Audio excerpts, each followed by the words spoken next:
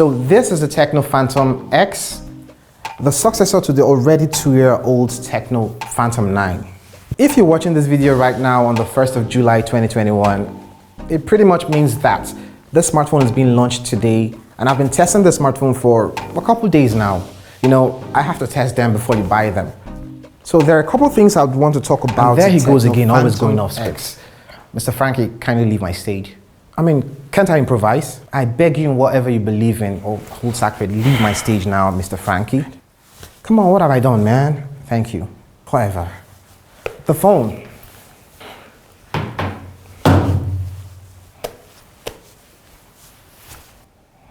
So, I think I'll take over from here.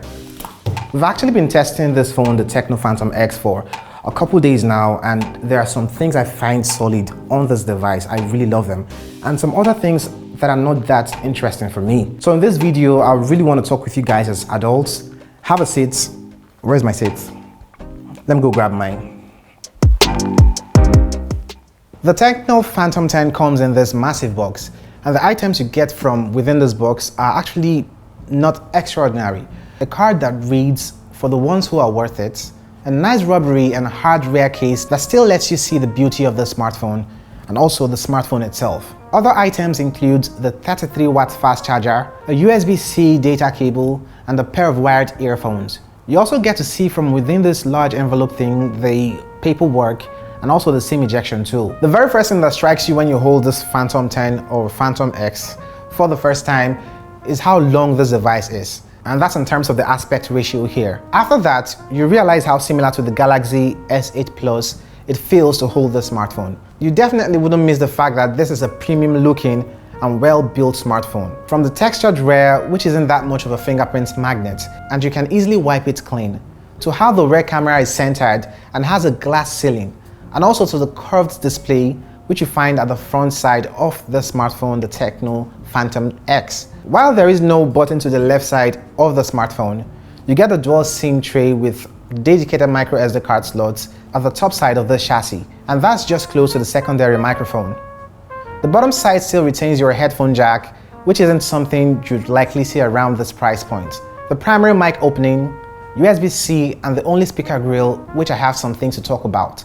But before then, the right side has a regular power button and the volume keys. And because of how curved this display is, the buttons here are kind of pushed from the center of the sides down to about or almost the rear of the smartphone, as you can see.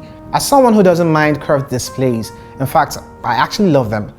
After using this device for quite some time now, and coming from a curved edge smartphone, the Mi 11 Ultra, which also implements the curve button in a slight manner, I can see the reason why some people might not feel that comfortable with this curve. I mean, this is quite aggressive and feels like the Galaxy S8 Plus, like I mentioned earlier. The display on here is a 6.7 Full HD Plus AMOLED panel with a 90 Hz refresh rate.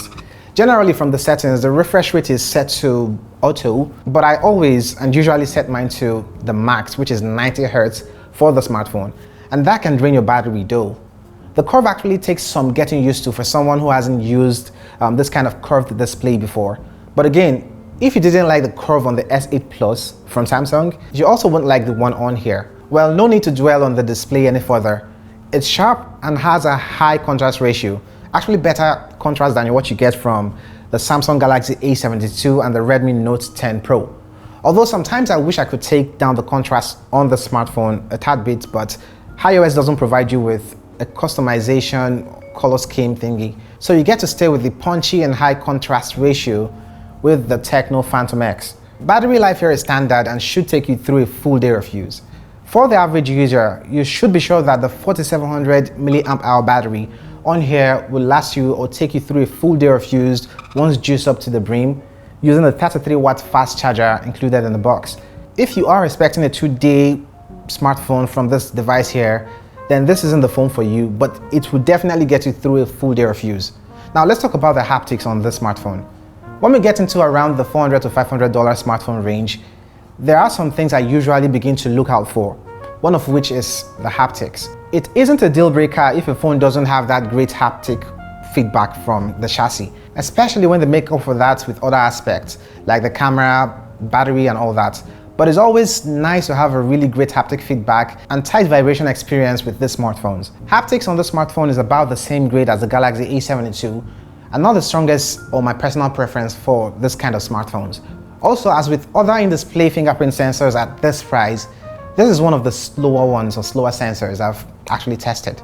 You shouldn't expect the level of speed as with a typical physical side or rear mounted fingerprint sensor. You definitely notice that this in-display fingerprint sensor is a little slower than other types of implementation. It actually takes a little longer to unlock the smartphone from the always on display screen. But of course you have the face unlock, pattern and pin options to secure this device.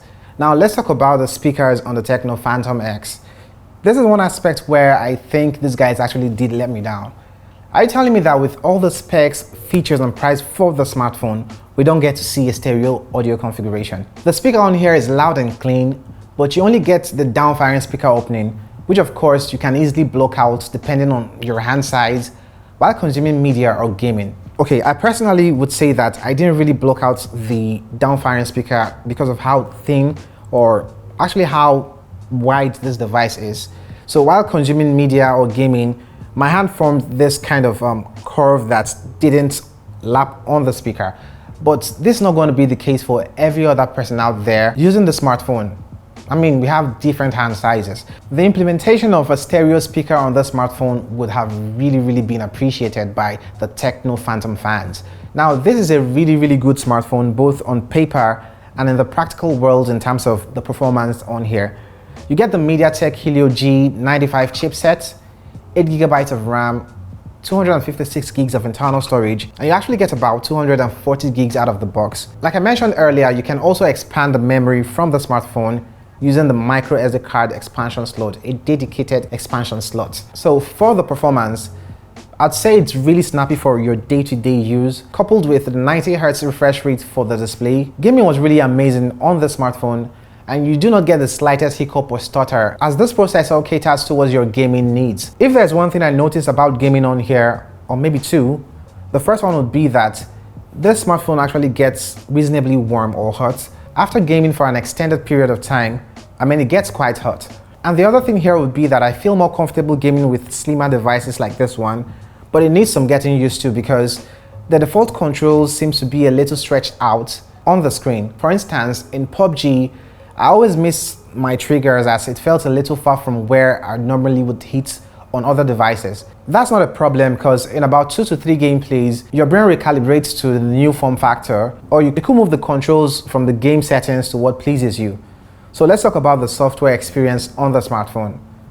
At the start of using the smartphone, I had my bias that this device wasn't going to be fun to use in terms of the user experience. So let me explain why. If you have been using TECNO devices lately, you definitely are aware of the bloatware apps that come pre-installed with these devices.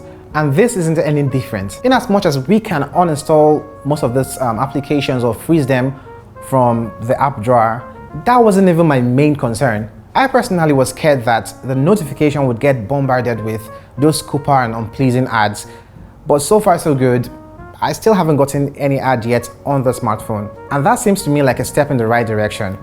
I'll definitely let you guys know in the comment section if things change during my course of using the smartphone. Meanwhile, does it make you feel any type of way having the time almost at the center of the screen, the top part of the screen?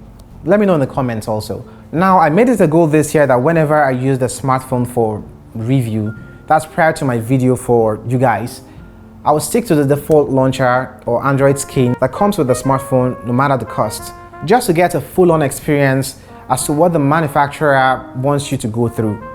In any case, I only would slap on Nova Launcher after I've scripted my review, but so far so good. I think iOS has potential, and that's only if the guys over at the TECNO team begin to listen to the reviewers out here. Things like theft mode, app twin feature, game mode, WhatsApp mode to mention but a few are some nice things to love about this Android skin.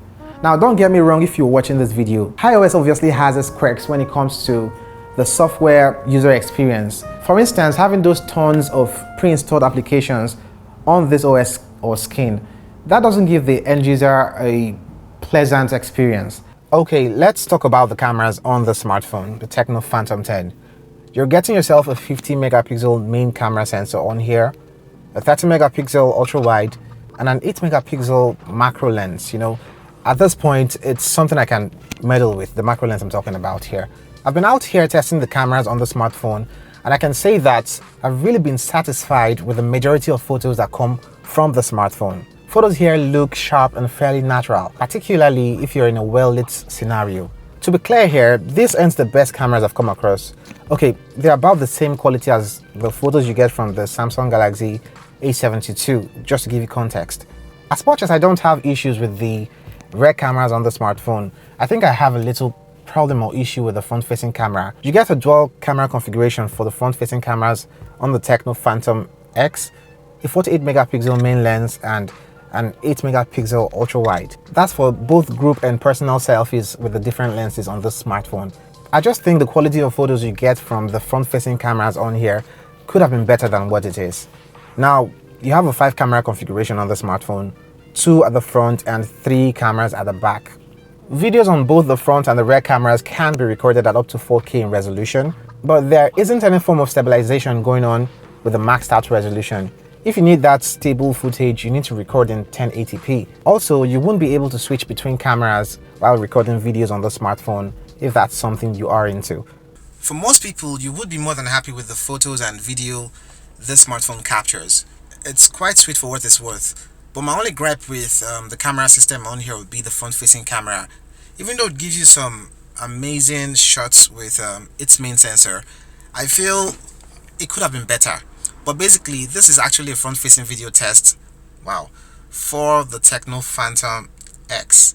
Let me know what you think about the audio you're hearing right now and also the video coming from the smartphone.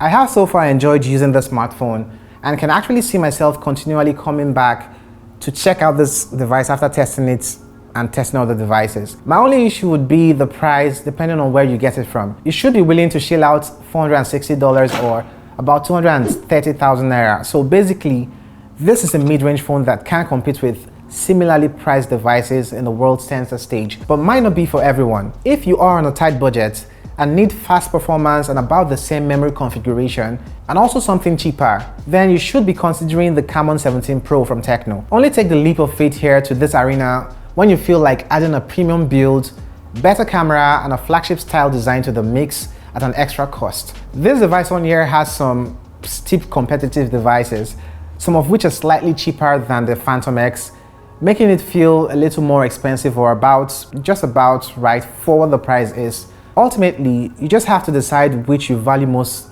in a smartphone. If you want the best utility when it comes to the cameras, then this smartphone might not be for you. The main camera is actually great on the TECNO Phantom X, but the selfie is underwhelming. Now, if you want a well-built, premium-looking smartphone with good display, wonderful battery life, and great performance all in a bunch, then you could go for the TECNO Phantom X and not regret the purchase right now. What do you guys think about the smartphone? I would really love to hear from you guys. Let me know in the comment section below, and I'm gonna catch you guys in the next one. Kuidati.